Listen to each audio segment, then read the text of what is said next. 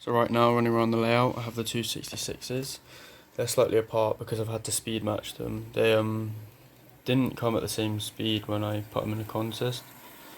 So using this control, you can change the CV values. I saw a video, and basically you want to change the values for top speed and medium speed, which is what makes the difference. And this is the speed I want to run them at, so I'm just testing it at this speed. But the medium, if you look at the back of this, so CV5 maximum speed, CV6 medium speed, and you can see on the right the medium speed has a value of 22 and maximum is 64. So it's kind of like that's sort of proportional to the voltage supplied for those speeds. So obviously the higher the voltage, the faster it is. And so to change it, what I've done is change the values. So I've dropped the values of the faster loco by a little bit, just to match the slower loco. This gap has got slightly bigger, which indicates that I should look at change. I'm going to drop the values slightly again for the leading loco.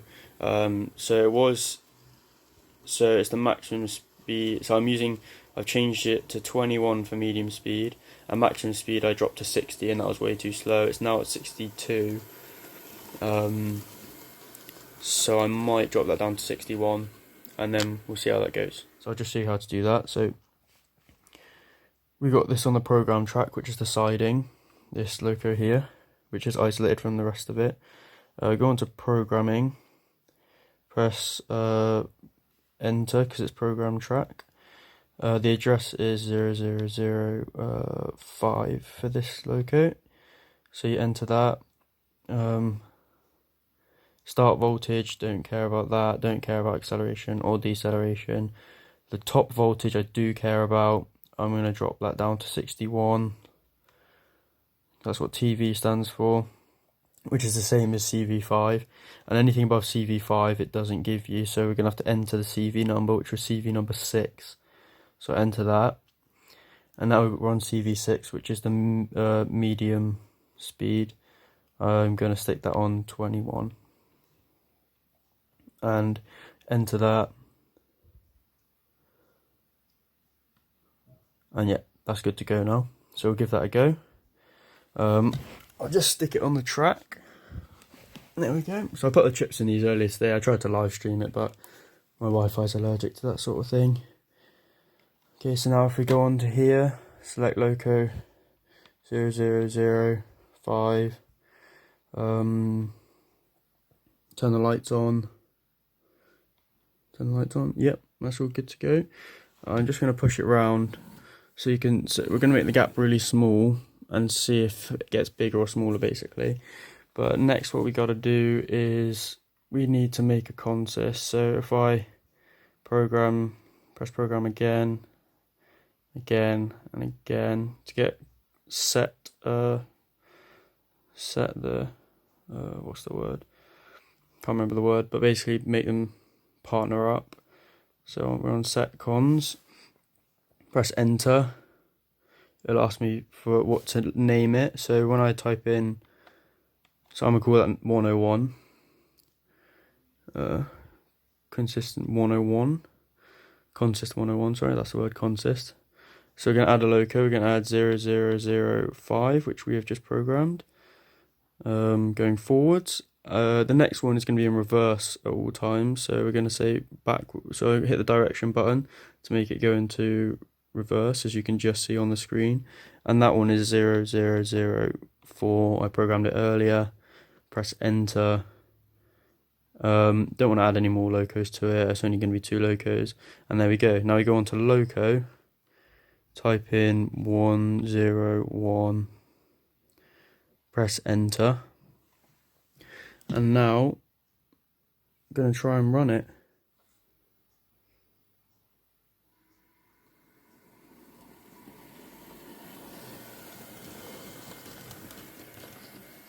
So far so good. I mean, there's no drastic change in that gap.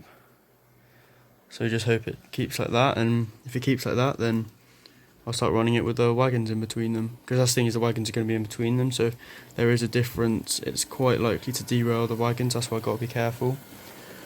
But no, this is looking quite good. So yeah, I'll see you guys in a bit when I've stuck it all together.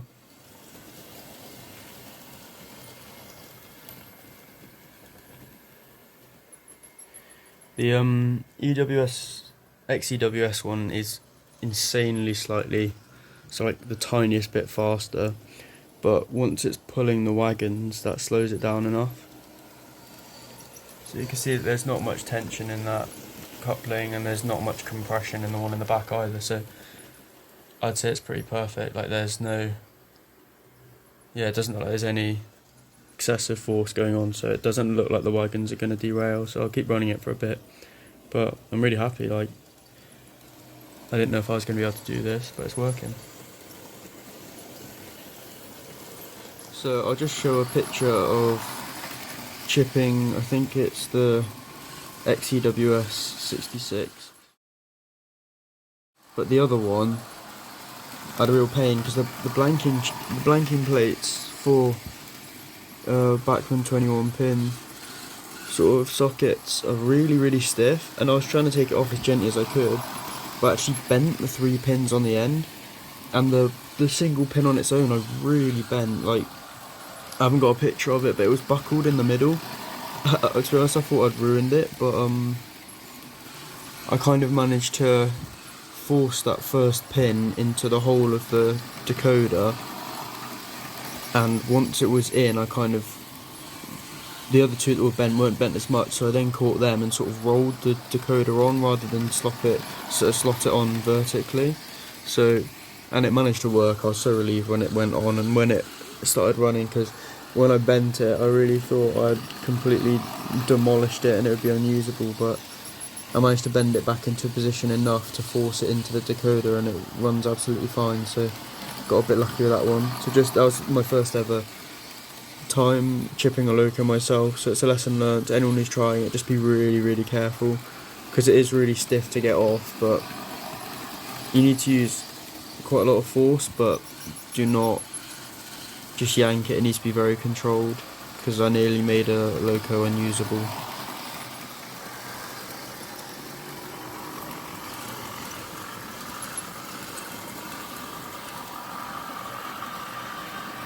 Come back the next day, and the back loco was actually running a bit slow. Like, before it was running a bit slow, but I thought the weight of the wagons would be enough to hold the front loco back. But I was just running it for a while, and it sort of split.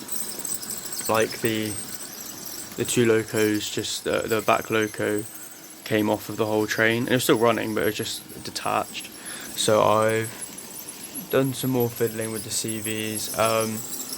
If you look really closely, you can see the back loco, the couplings are completely touching, which means it's sort of pushing the wagons, which is good, which means it's not going too slowly. But the front loco has a gap between the couplings, which means the back loco isn't pushing the front loco. So if you can see it, but there's a slight gap, so that's just what that means, which it basically means it's going perfect speed.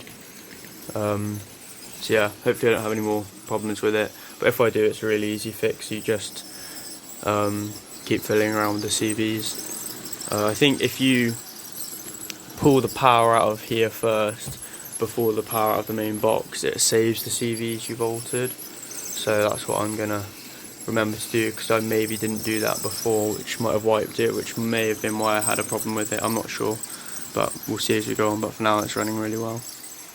And yeah, this is just a safe way to make up a convoy of locos without damaging the motor in either of them. Because if you run two locos, yeah, because if I've had it before, I had a fast loco and a slow loco, I ran them together. It was actually this one and a Hornby 56 that was much quicker than it, and this was when I was like 10, 11, 12. I didn't realise it was a problem, and they derailed eventually, and part of the mechanism connecting the wheels to the motor, it didn't broke, it just literally fell out of the bottom.